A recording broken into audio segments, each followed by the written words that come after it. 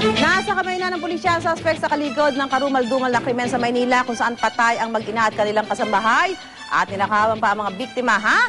Para sa buong istorya, may report si Isay Reyes. Isay, pakikwento nga yung nangyari.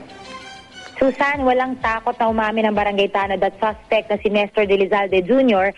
na siya ang pumatay sa mag-inang Teresa Tan at Evelyn Tan at sa kasambahay na si Cristina Bardulay sa Santa Cruz, Maynila kahapon na umaga. Umaga pa lang ay sinimulan na ang dragnet operation para mahuli ang suspect kaya't in hot pursuit daw ang pulisya buong araw. Pero pasado alas 8 ng gabi, nakasabay ito ng isang alias Gina, itong si De Lizalde habang naglalakad sa barangay 221. Mukha umano itong balisa at sabog. Nakasuot ito ng sombrero at shades at tila raw hindi mapakali. Agad tumakbo si Gina sa kanilang barangay at doon na nga nahabol ang suspect.